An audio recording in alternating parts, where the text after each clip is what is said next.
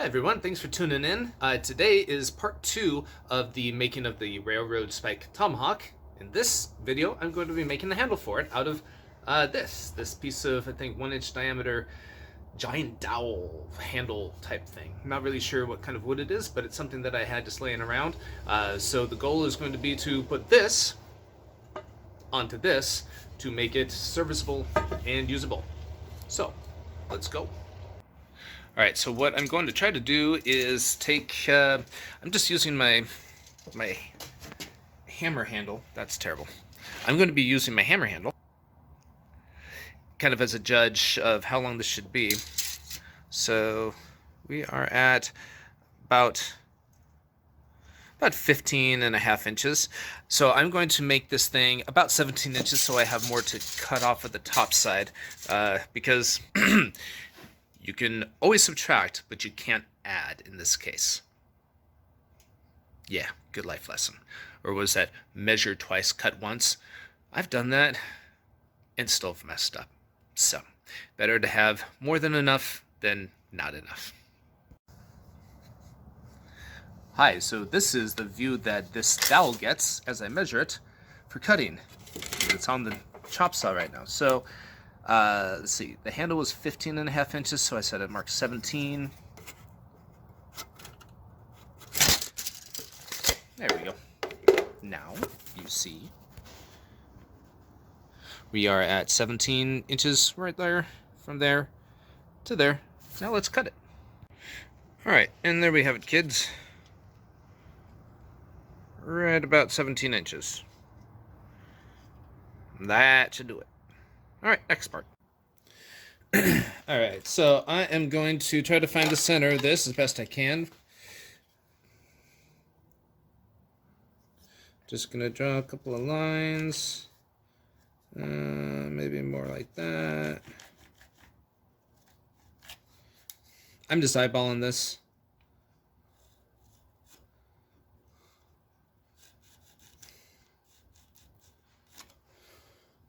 That looks pretty close to center.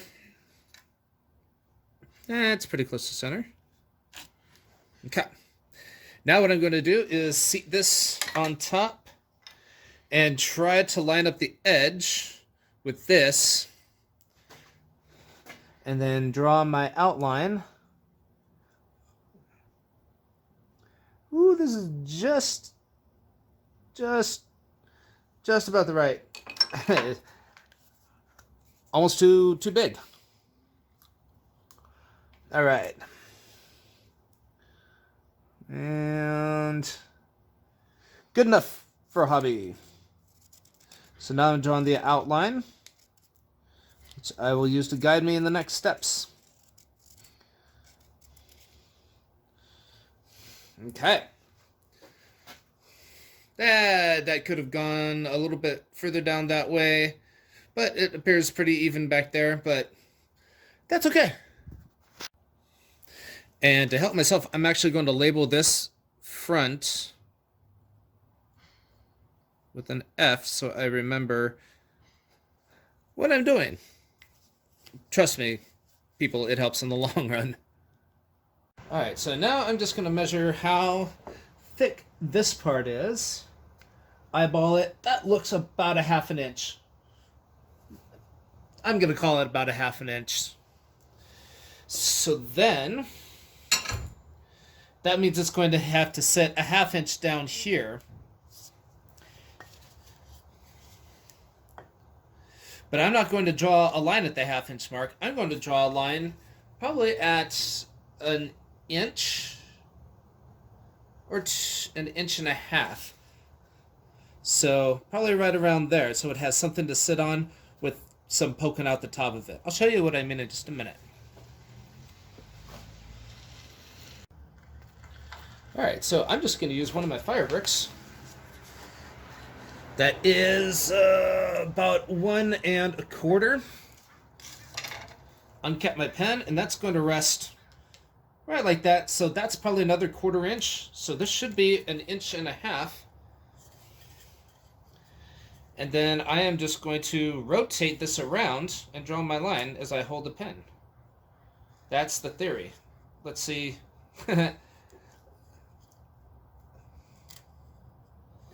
how good I am at that left-handed.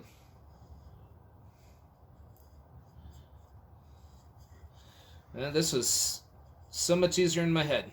Alright.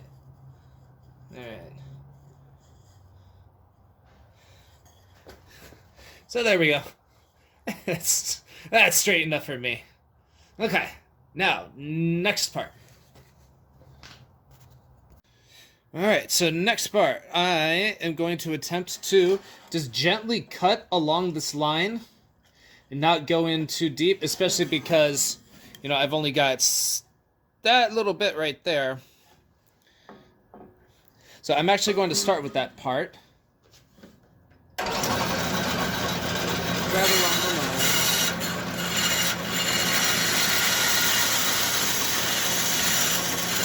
Give it a little bit more.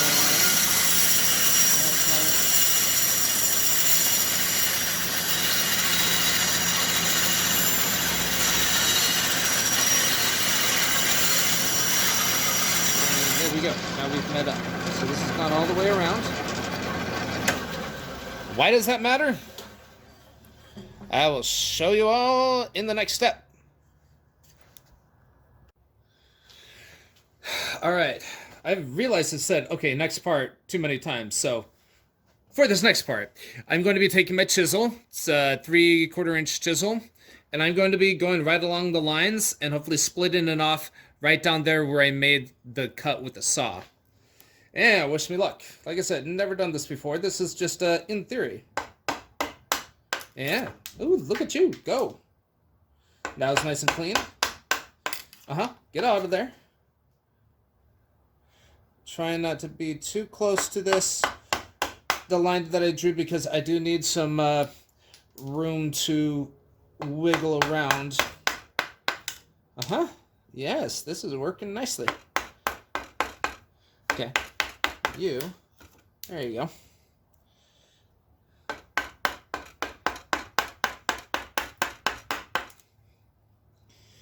Yeah. Yep.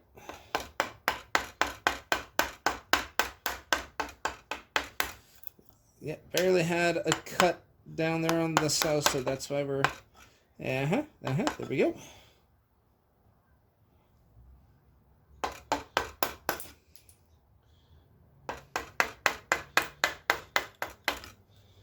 You. All right. So far, this is working out pretty nicely. All right, where are you? Let's see if you fit on here.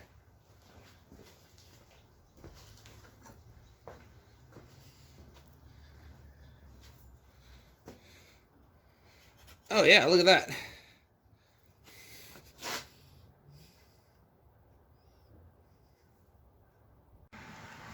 All right, well, that fits on there pretty well.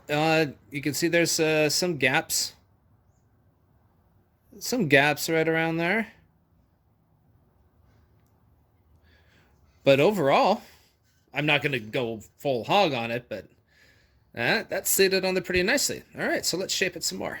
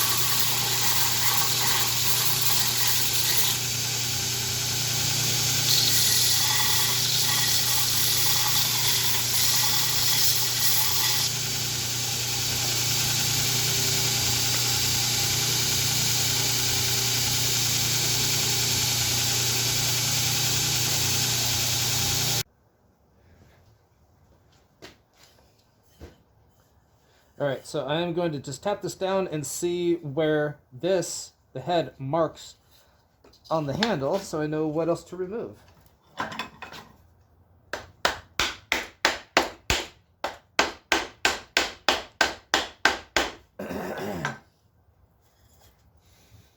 All right, see, that's actually a pretty strong fit, but I want to get it flush up here because there's still big gaps up here, so I'm going to try to true it up down there.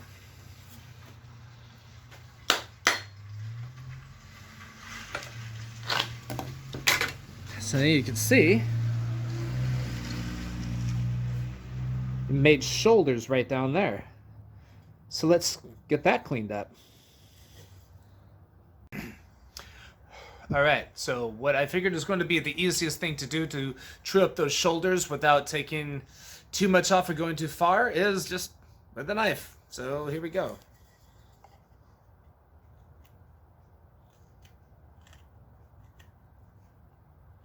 What this should do is allow the head to slip further down on the shoulders, because here on the sides where it created those shoulders, it's pretty snug, but it needs to be more snug up front.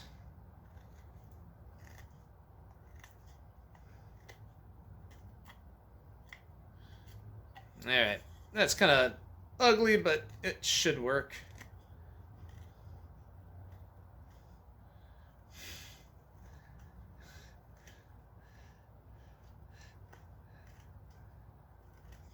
Trying to remove the shoulder as much as possible, but still leave enough meat down here for it to create another shoulder if necessary. Alright. Got that side down, this side down.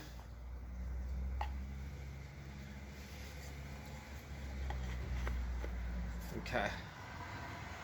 I'm gonna go tap this on the vise and see how it sets up. Alright, that seemed to work because now there's very little gap around the side. See, there's a little bit there, but nothing like it was before. So now this is much better seated, more tight. I mean, I can... So I'm listening to Swedish death metal right now, and this is just going in time with it. So it's on there pretty good. I wouldn't strike it against anything yet, not until I've put it all together, but the fit's pretty good. Just have a little bit more to go. All right, so you saw that fit, and it created more shoulders. So what I'm going to do is just take these shoulders down until it fits all the way around here, not where the shoulders are. When it starts to create shoulders on the opposite sides, that's when I know we've got a pretty nice snug fit. So I'm going to take these shoulders off again.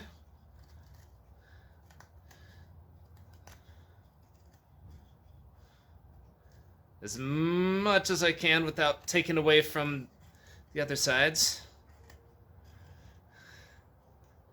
Yeah, I am not a professional woodworker or whittler. Kudos to those who do this.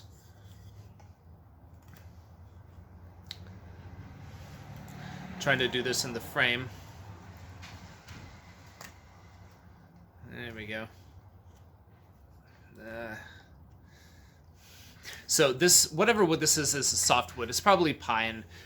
So getting chunks off of here. If it was a hardwood, like I do have some mahogany, actually, that stuff right there, that I'm going to get around to using for this. This is just kind of my first attempt at it, and I don't want to muck up some good stuff. So, all right, the shoulders are a bit more sloped. So now let's go seated again, and I'll actually take video of that this time. So here's the second fitting.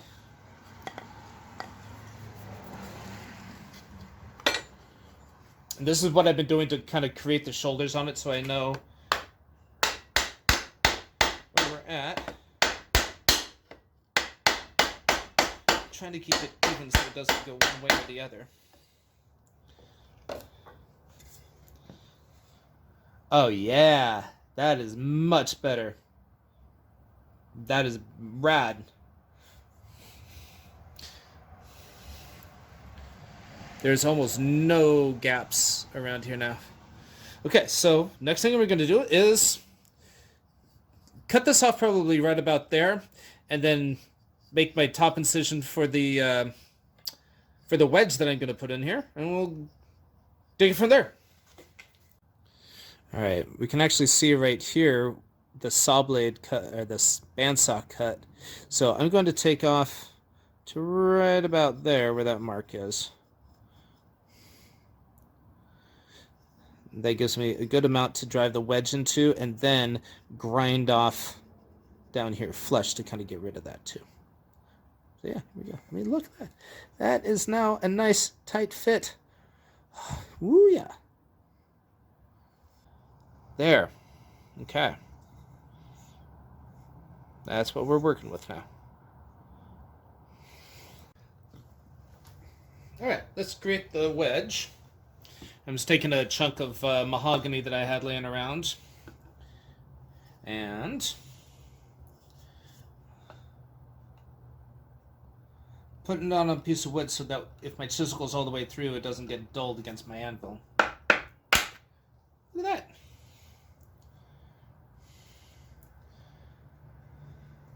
I'm going to try to get another one, just in case that other one doesn't work. Tap slightly more gently on it. There we go.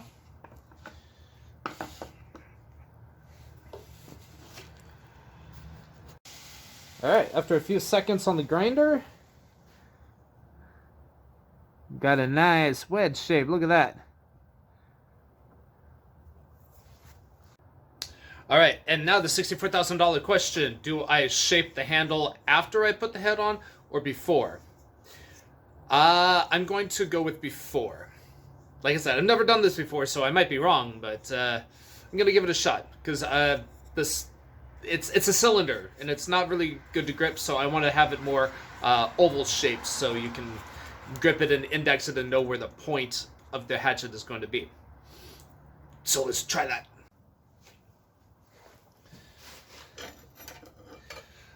A dull farrier rasp. Not only good for making knives, but also good for taking wood down.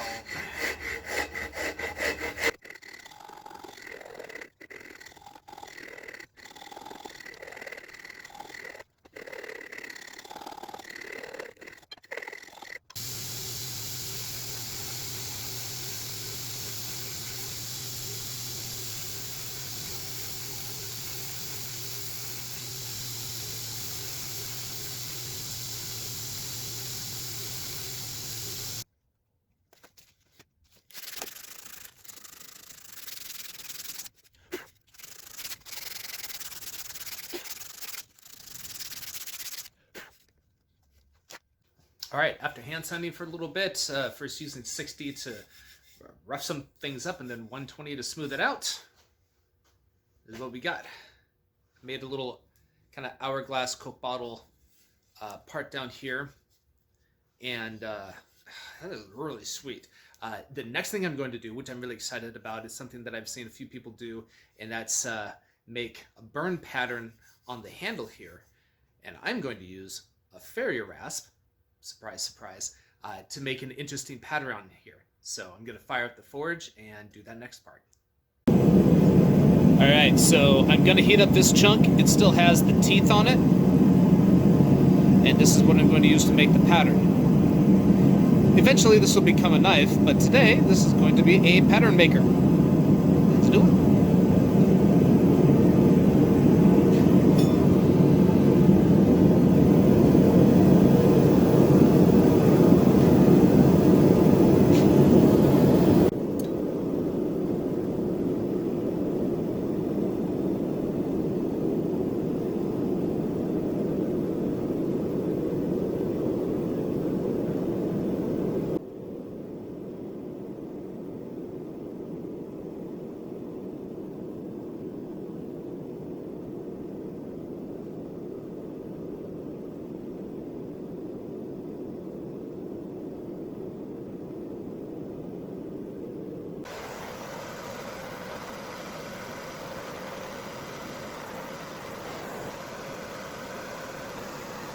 Cool.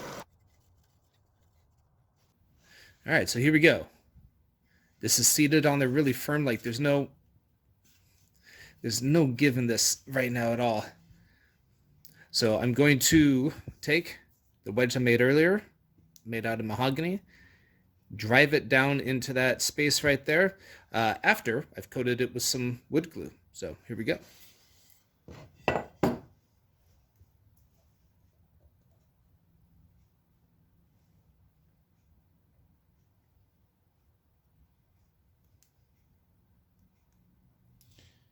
And get it all over everything.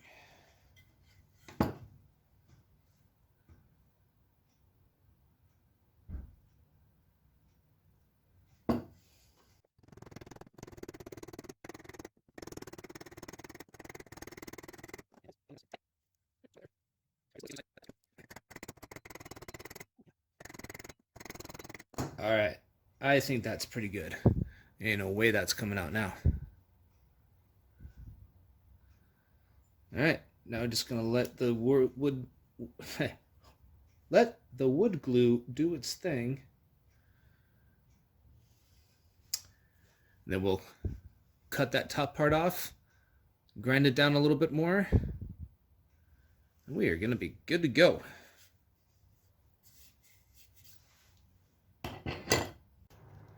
All right, glue is all set. That's looking nice, so I'm just going to cut the top part off of that and then take it over to the sander and bring it down kind of close to the head there. So, first part, cut this off.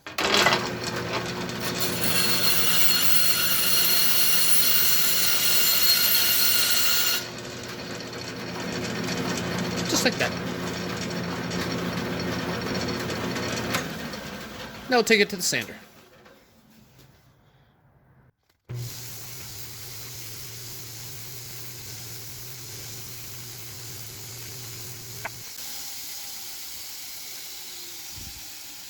I nicked it and ruined the color area of it. Right there. Boo. Oh well.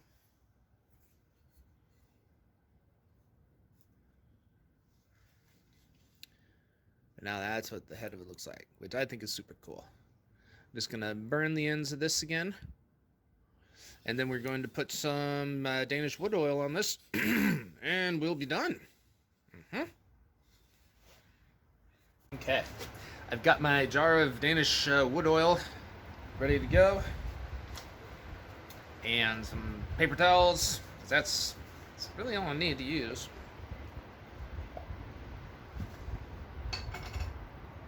Try not to spill it, that would just be awesome.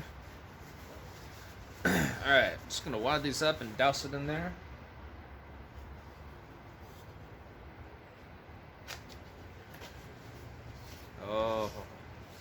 Oh, look at that.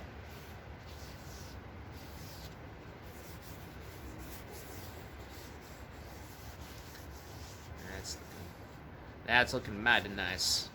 Oh my goodness, yes!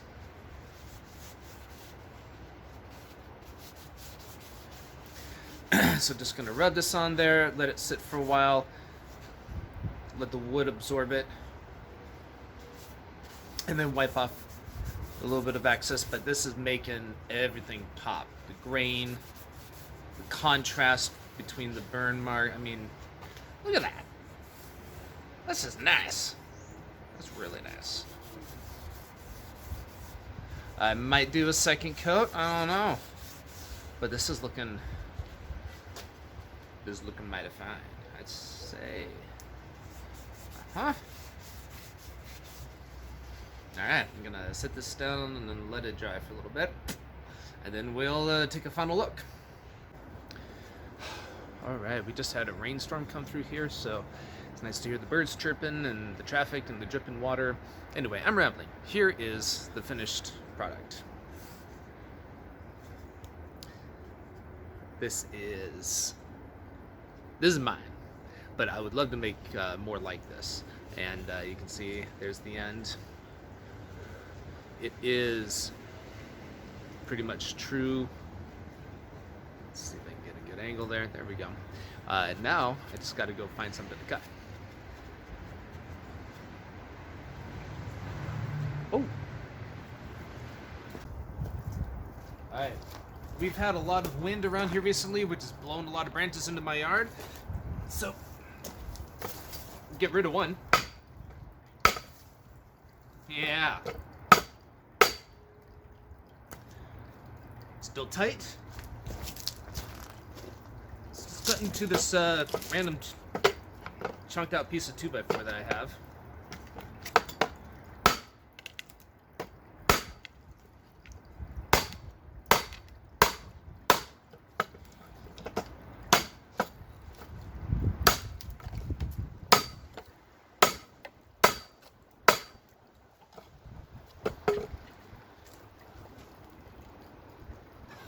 There's literally like no damage on this.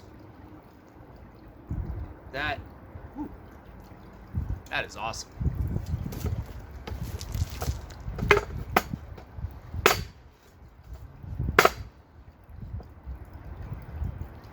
Uh-oh.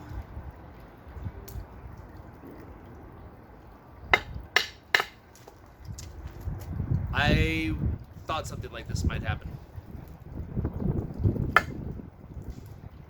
Well, stay tuned for video number 3, where I figure out what I did wrong here. Yep. Well, welcome to video number 3. I've got to go back to school pretty soon, so this is just going to be short. So I figured out the reason why it came off, and I'm sure many of you who have tried to make something like this probably know too. I didn't mushroom this out over the top as much as I should have. If you look at a lot of well-made tomahawk handles, like I said, this is my first attempt, so I'm learning something. There's usually more at the top, and when you drive the wedge in, it presses everything out to create kind of like a mushroom that comes over the edges of this, and I didn't do that as well as I thought. This is also soft wood. This is likely pine, and so as I wiggled it around, the fibers condensed, and then the head just came off. But the head itself is still fine, true, still sharp after that. I'm not gonna... Yeah, you're still sharp. It's already bit me twice, so... Anyway, I had a lot of fun building this. I hope you had a good time watching all of these videos. When I get some more time, maybe during spring break, I will put up some more. Take it easy.